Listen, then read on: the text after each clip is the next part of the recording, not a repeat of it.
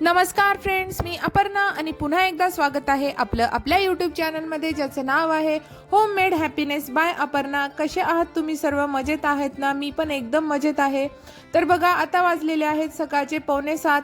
मी घर वगैरे झाडून घेतलेलं आहे, माझी अंघोळ झालेली आहे आणि आपण बघू शकता आज संकष्टी होती, बुधवार होता, म्हणून मी आंघोळ करूनच चहा घ्याव असं ठरून मग चहा केला आणि चहा ओततीये. आणि बघा, एकीकडे कुकर ठेवला होता, तर माझा मुलगा बघा, मी येथून गेल्यानंतर किती तो घाबरला. कुकरची शिट्टी होत होती तर तो किती घाबरून असं कुकरकडे पाहत होता. तर म्हटलं ती क्लिप आपण तशीच ठेवावी. तर मी बघा चहा वगैरे घेतला. आता बनवतीये मी थालीपीठ, कांद्याचं थालीपीठ, कोल्हापुरी थालीपीठ मी बनवणार आहे. त्यासाठी मी घेतलेलं आहे भाकरीचं पीठ, म्हणजे ज्वारीचं पीठ आपलं नॉर्मल, थोडंसं चना डाळीचं पीठ घेतलेलं आहे आणि माझ्याकडे चकलीची भाजणी होती ती मी घेतलेली आहे. त्यामध्ये टाकलेले आहेत मी बेसिक मसाले, जसे की हळद, मिरची पावडर, मीठ आणि जिरे आणि ओवा. याची पूड संपली होती, मी वेगवेगळीच करून ठेवत असते, बनवून भाजून वगैरे तयार करून ठेवते. ती संपली होती तर म्हटलं एकत्र जिरे आणि ओव्याची पावडर लगेच मिक्सरमध्ये वाटून घेतली आणि ती पण ॲड केली. थोडासा पालकही मी धुवून यामध्ये ॲड केला होता, बहुतेक एडिट करताना तो गेला असेल. आणि 4 मीडियम आकाराचे कांदे बारीक चॉपरच्या मदतीने चॉप करून घेणार आहे मी आणि ते मी यामध्ये टाकणार आहे. कोथिंबीर संपली होती माझ्याकडे म्हणून टाकले नाही मी. आपण पालक किंवा मेथी काहीही टाकू शकता. हिरवी मिरची आणि आलं लसूण पेस्टचा पण आपण येथे वापर करू शकता. खूप छान होतं हे थालीपीठ. माझ्या मुलांना, म्हणजे आमच्या फॅमिलीमध्ये आम्हाला खूप आवडतं, मी नेहमीच बनवत असते. तर अशा पद्धतीनं चॉपरमध्ये मी आता हे सगळं चॉप करून घेणार आहे. आणि मी जिरा राईस बनवणार आहे, जिरा पालक राईस. तर त्यासाठी मी आपण पाहिलं की कुकरही लावला आहे. अंघोळ केल्या अगोदर कुकर लावला, म्हणजे कुकर होऊन थंड व्हायला बराच वेळ लागतो आणि जिरा राईससाठी भात थोडासा थंड व्हायला हवा आहे. त्यामुळं अगोदर काय केलं ना, भात लावून घेतला. आणि बघा, कांदे एकदम छान चॉप झालेले आहेत चॉपरनी. माझं जे ब्लेंडर आहे ना ते खराब झालेलं आहे, त्यामध्ये आणखी छान होतात चॉप, पण चालते हे पण हँड चॉपरच्या सहाय्याने पण आपण छान करू शकतो. तर मी बघा दही टाकते. पालक टाकल्यानंतर थोडंसं दही किंवा लिंबू टाकणं आवश्यक आहे. त्यामुळे मी जनरली मी पालक नाही टाकला तरी थालीपीठमध्ये मी दही टाकतच असते. तर थोडंसं पाणी टाकून मी म्हणजे पीठ मळून घेतलेलं आहे आणि थोडंसं पाणी लावून मी कपड्यावरती हे थालीपीठ थापण्याचा प्रयत्न करते आहे. म्हणजे ॲक्च्युली नेहमी मी ना पहिलं जे थालीपीठ असतं ना ते कपड्यावरती बनवायचं ट्राय करते, पण मला केव्हाही तसंच होतं. आपल्याला कपड्यावरती थालीपीठ येतं का मला नक्की सांगा. तर मी आजही पहिलं थालीपीठ कपड्यावरती ट्राय केलं, पण सुरुवातीला ते जाडच होतं आणि नंतर मोडतं, म्हणजे तुटतं, व्यवस्थित होत नाही. बघा, आपण तुटलेलं आहे, ते मोडलेलं आहे. त्यामुळे मी काय केलं ना, गपचूप जे दुसरे नंतरचे थालीपीठ होते ना ते तव्यावरती लावले. मी नेहमी प्रयत्न करते की मला शिकायचं आहे कपड्यावरती थालीपीठ, पण एकतर ते जाड होतं आणि जाड आम्हाला कुणालाही आवडत नाही, म्हणजे पातळ व्यवस्थित होत नाही आणि तुटतं. त्यामुळे मी नंतर काय केलं ना, सगळे नंतरचे थालीपीठ आहेत ना तव्यावरतीच लावले. म्हणजे मुलांना 4 थालीपीठ बनवून दिले, मुले घरी पण खाल्ली आणि टिफिनला पण मी त्यांना तेच देते. तर बघा, असं किती छान होतं हे थालीपीठ तव्यावरती बनवल्यानंतर. का माहिती नाही मला, पण केव्हाही कपड्यावरती बनवलं ना काहीतरी होत असतं.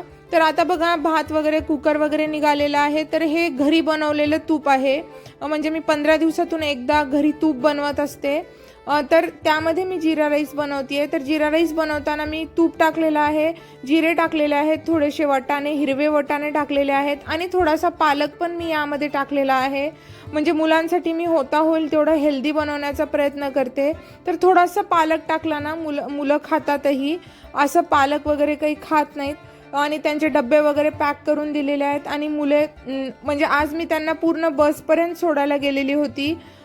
तर तिथे ना भरपूर डॉग्स, म्हणजे कुत्रे असतात आणि मुलांना भरपूर कुत्र्याची भीती वाटते. त्यामुळे मी काय केलं ना, त्यांना आज पूर्ण तिथंपर्यंत जाऊन सोडून आली.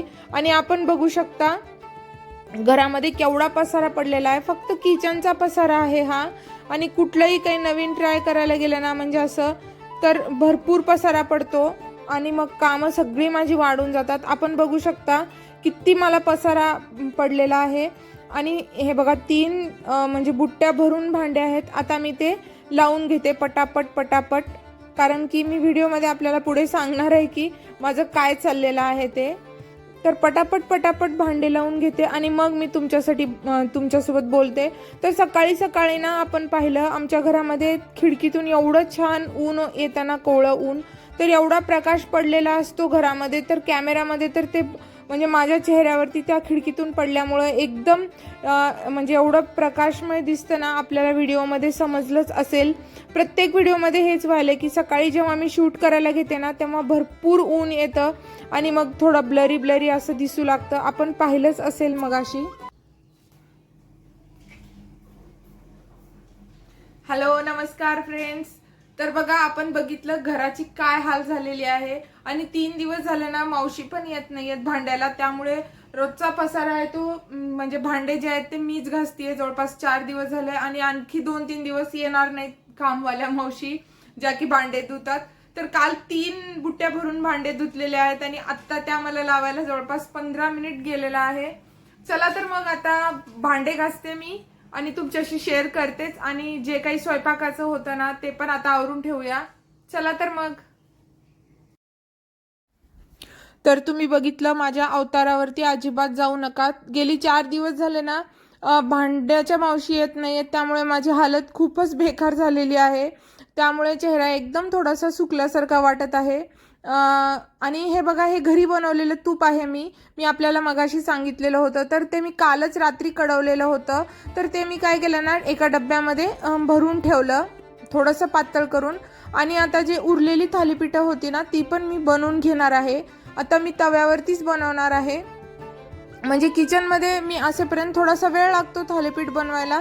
एक थालीपीठ बनवावं लागतं ना. मग किचनमध्ये जोपर्यंत मी आहे ना, तोपर्यंतच मी सगळी थालीपीठं बनवून घेईन. आणि भांडे पण धुवायचे आहेत मला आजचे.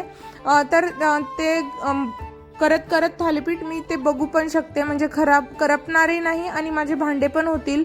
जिरा राईस थोडासा उरलेला होता मुलांना वगैरे देऊन, तर तो मी कंटेनरमध्ये काढून घेतला.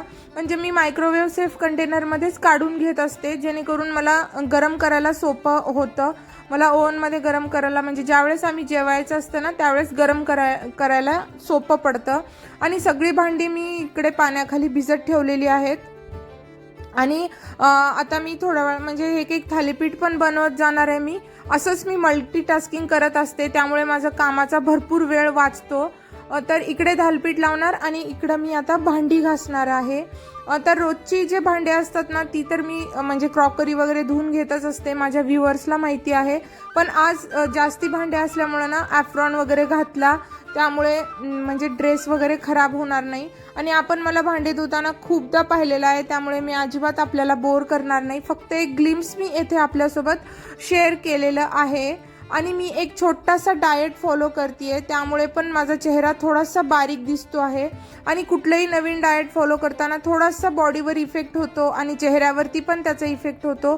माझ्या तर चेहऱ्यावरती ते लगेच दिसून येतं. आपण माझे अगोदरचे व्हिडिओ पाहिले असतील तर आपल्याला कळेल. तर मी येणाऱ्या माझ्या व्हिडिओमध्ये आपल्याशी तो माझा डाएट नक्की शेअर करीन. पूर्ण भांडे वगैरे धुवून झालेले आहेत. मी थालीपीठ पूर्ण बनवून घेतलेले आहेत आणि त्याचेही भांडे मी लगेच धुवून टाकलेले आहेत. आणि खाली सगळं म्हणजे ते ठेवल्यामुळं बुट्ट्या त्यात पाणी खाली पडताना तर सगळं मी एकदा पुसून घेतलं आणि सगळं स्वच्छ करून घेतलं. आता थोडंसंच काम राहिलेलं आहे, ते मी आपल्यासोबत व्हिडिओमध्ये पुढे शेअर करणार आहे.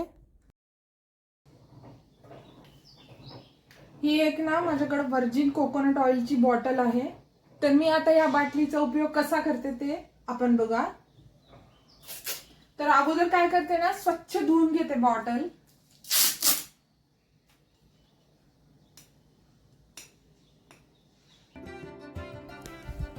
तर ना बॉटल स्वच्छ धुवून घेऊन आता मी थोडीशी म्हणजे बॉटल तशीच ठेवणार आहे. तेलाची बॉटल असल्यामुळे ना याला गरम पाण्याने धुवावं लागणार आहे. तर सगळं मी करून घेतलेलं आहे आणि आता फक्त शेवटचं काम राहिलेलं आहे, गॅस म्हणजे क्लीन करणे. आणि जास्ती खराब झालेला नव्हता गॅस, तर पटापट स्प्रे मारलं, म्हणजे स्प्रे केलं गॅसवरती, कट्ट्यावरती आणि पुसून घेतलं. म्हणजे व्यवस्थित गॅस आणि ओटा पण सगळा क्लीन झालेला आहे. माझा हाच कंटेंट असतो. म्हणजे जे माझे अगोदरचे फ्रेंड्स आहेत ना त्यांना माहिती आहे, पण काही फ्रेंड्स आता नवीन ॲड झालेले आहेत आपल्या फॅमिलीमध्ये, तर त्यांच्यासाठी मी सांगत आहे की माझा हाच कंटेंट असतो. फक्त मी एकटीच माझ्या व्हिडिओमध्ये दिसत असते किंवा माझी 2 मुले असतात. दुसऱ्या कोणत्याही फॅमिली मेंबरला ॲड करायला म्हणजे तेही कम्फर्टेबल नसतात आणि मीही कम्फर्टेबल नसते. त्यामुळे मी जे रोज करते ना तेच आपल्यासोबत मी शेअर करत असते. तर हे एक म्हणजे टिश्यू पेपर आहेत माझ्याकडे. म्हणजे हे जवळपास 10 ते 15 वेळेस रियूज आपण करू शकतो. पाण्याने धुतल्यानंतर पण याला काही होत नाही. बहुतेक जणांना माहिती असेल. तर मी थोडंसं मला हे वाटलं की थोडंसं खराब वाटला गॅस, तर मी काय केलं ना त्याच्याने पुसून घेतलं.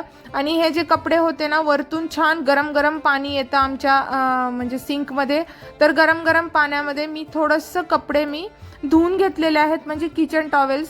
मी किचन टॉवेल कशा पद्धतीनं क्लीन करते हा पण मी व्हिडिओ आपल्याशी शेअर करणार आहे. त्यामुळे माझे किचन टॉवेल्स म्हणजे वर्षानुवर्ष खूप चांगले असतात, काहीही खराब होत नाहीत. आणि मी बहुतेक तर किचन टॉवेलना मी घरीच बनवत असते, घरी स्टिच करत असते. जर आपल्याला इंटरेस्ट असेल तर आपण मला सांगा कमेंट करून, मी नक्की आपल्याशी तो व्हिडिओ शेअर करीन.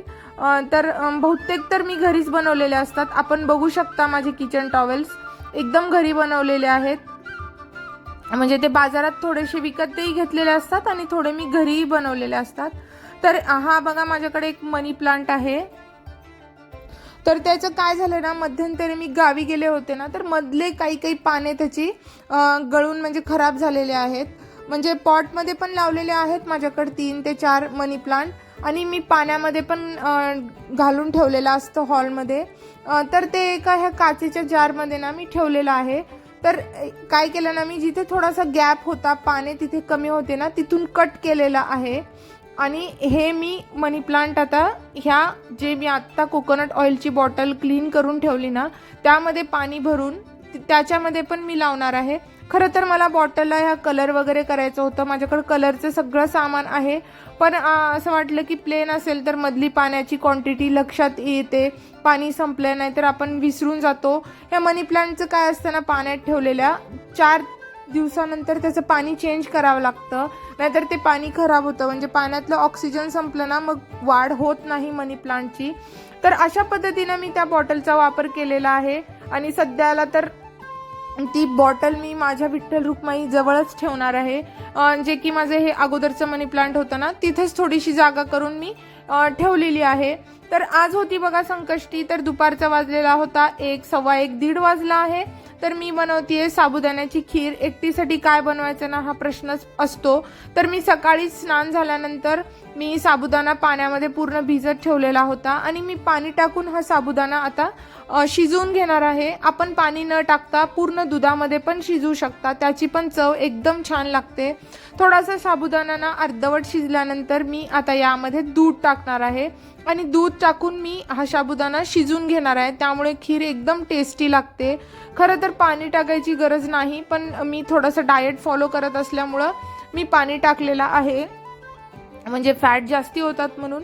आपण फक्त दुधामध्ये जरी शिजवून घेतलं ना तर काही हरकत नाही, टेस्टी लागतं. तर बघा 15 मिनिट मी छान शिजवून घेतलेलं आहे दुधामध्ये आणि पाण्यामध्ये. तर अशी छान खीर बनलेली आहे. आता थोडीशी मी यामध्ये साखर टाकतेय. खरं तर जास्तच झाली साखर, पण आता काहीच ऑप्शन नव्हता. रात्री संकष्टी म्हणल्यानंतर रात्रीच जेवायला पाहिजे. तर म्हटलं दुपारच्या जेवणासाठी म्हणजे दुपारचं जे काय आपण फराळ करतो त्यामध्ये बनवून बगर तर आज चालत नाही संकष्टीला, आणि त्यामुळे मी काय केलं ना साबुदाण्याची खीर बनवली आहे. तर एखाद्या वेळेस चालतं थोडंसं डाएट 19-20 झालं तरी, पण आपलं काय जे मेन मोटो असतं ना की आपलं पोट उपाशी राहू नये आणि आपल्याला जास्ती पण ओव्हर इटिंग होऊ नये आणि गोड वगैरे खाऊ नये, फक्त याचं आपण लक्षात घ्यायला पाहिजे. अदरवाईज आपल्याला जास्त टेन्शन घेण्याची गरज नाही. तर आता मी काय करते ना, ह्या बाउलमध्ये खीर घेते आणि खीर खाते. तर येथे करते मी माझ्या व्हिडिओचा एंड. तर आपल्याला माझे व्हिडिओ आवडत असतील तर चॅनलला सबस्क्राईब करा, व्हिडिओला लाईक करा आणि असेच इंटरेस्टिंग व्हिडिओ पाहत रहा. होममेड हॅपीनेस बाय अपर्णा या माझ्या चॅनलवरती. Thank you for watching. Bye bye.